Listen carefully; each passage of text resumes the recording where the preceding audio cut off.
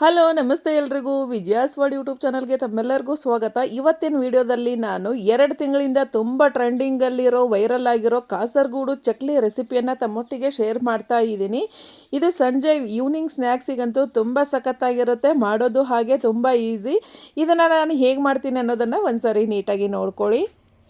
ಈ ರೀತಿ ಇನ್ಸ್ಟೆಂಟಾಗಿ ಚಕ್ಲಿಗೆ ನೀವು ರೆಡಿ ಮಾಡ್ಕೊಳ್ಳಿ. ಸಂಜೆ ಈವ್ನಿಂಗ್ ಸ್ನ್ಯಾಕ್ಸಿಗೆ ಅಂತೂ ತುಂಬ ಸಖತ್ತಾಗಿರುತ್ತೆ. ಒಂದು ಸಾರಿ ನೀವು ಮಾಡಿದರೆ ಪದೇ ಪದೇ ಮಾಡ್ತೀರಾ.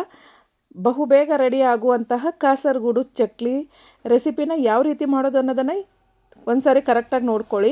ನಾನು ಒಂದು 10ರಿಂದ 12 ಖರ್ಜೂರನ ಬೀಜ ತೆಗೆದು ನೀಟಾಗಿ ಕ್ಲೀನ್ ಮಾಡಿ ಮಿಕ್ಸಿ ಬೌಲಿಗೆ ಹಾಕ್ತಾ ಇದ್ದೀನಿ ನೋಡಿ.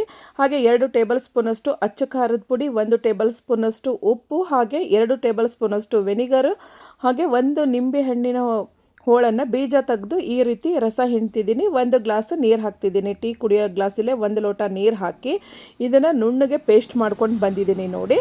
ಹಾಗೆ ಒಂದು ಬೌಲಿಗೆ ನಾನು ಬೇಕರಿಯಿಂದ ತಂದಂತಹ ಚಕ್ಲಿನ ಹಾಕ್ತಿದ್ದೀನಿ. ಚಕ್ಲಿ ಹಾಕಿದ ನಂತರ ನಾನು ಮಿಕ್ಸ್ ಮಾಡಿದಂತಹ ಮಿಶ್ರಣನ ಇದಕ್ಕೆ ಮಿಕ್ಸ್ ಮಾಡ್ತೀನಿ ನೋಡಿ. ಇಷ್ಟು ಗಂಧದ ಥರ ನಾನು ಪೇಸ್ಟ್ ಮಾಡ್ಕೊಂಡು ಬಂದಿದ್ದೆ, ಅದನ್ನು ಸಹ ಈಗ ಮಿಕ್ಸ್ ಮಾಡಿ ನೀಟಾಗಿ ಕಲಿಸ್ಕೊಳ್ಳಿ. ಎಲ್ಲ ಚಕ್ಲಿಗೂ ಪೂರ್ತಿ ಅದು ತೊಯ್ಯೋ ತನಕ ಈ ಥರ ನೀವು ಕಲಸಿದಾದ್ಮೇಲೆ ಇದಕ್ಕೆ ಜಾಸ್ತಿ ಹೊತ್ತು ಬಿಡೋಂಗಿಲ್ಲ. ನೀವು ಯಾವಾಗ ಸ್ನ್ಯಾಕ್ಸ್ ಮಾಡ್ತೀರೋ ಆವಾಗನೇ ನೀವು ತಿಂದುಬಿಡಬೇಕು. ಇಲ್ಲಾಂದರೆ ಚಕ್ಲಿ ಮೆತ್ತಗಾಗ್ತವೆ, ಬಾಯಲ್ಲಿ ಟೇಸ್ಟ್ ಬರೋದಿಲ್ಲ. ಆದ್ದರಿಂದ ರೆಡಿ ಆದ ತಕ್ಷಣವೇ ಇದನ್ನು ಸೇವಿಸ್ಬಿಡಿ. ತುಂಬ ಚೆನ್ನಾಗಿ ಟೇಸ್ಟಿ ಇರುತ್ತೆ, ಯಮ್ಮಿಯಾಗಿರುತ್ತೆ. ಒಂದು ಸರಿ ಮಾಡಿ ನೋಡಿದ್ರೇ ಬಾಯಲ್ಲಿ ನೀರು ಬರುತ್ತೆ.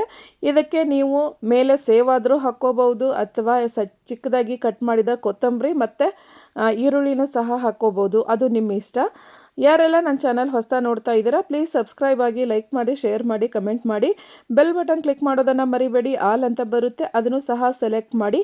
ನಾ ಮಾಡಿ ಹಾಕೋದ ವಿಡಿಯೋ ನೋಟಿಫಿಕೇಷನ್ ತಮಗೆ ಫಸ್ಟ್ ಬರ್ತದೆ, ತಾವೇ ಫಸ್ಟು ನೋಡ್ಬೋದು. ಇವತ್ತಿನ ವಿಡಿಯೋ ತಮಗೆಲ್ಲ ಇಷ್ಟ ಆಗಿದೆ ಅನ್ಕೋತೀನಿ. ಎಲ್ಲರಿಗೂ ಇಷ್ಟ ಆಯ್ತಪ್ಪ ಅಂದರೆ ನಿಮ್ಮ ಫ್ಯಾಮಿಲಿ ಫ್ರೆಂಡ್ಸಿಗೆ ಶೇರ್ ಮಾಡೋದನ್ನು ಮರಿಬೇಡಿ. ಹಾಗೆ ನನ್ನ ವಿಡಿಯೋ ನೋಡಿ ಈ ರೆಸಿಪಿ ಮಾಡಿದರೆ ಕಮೆಂಟ್ ಬಾಕ್ಸಲ್ಲಿ ತಿಳಿಸೋದನ್ನು ಮರಿಬೇಡಿ. Thank you for the watching.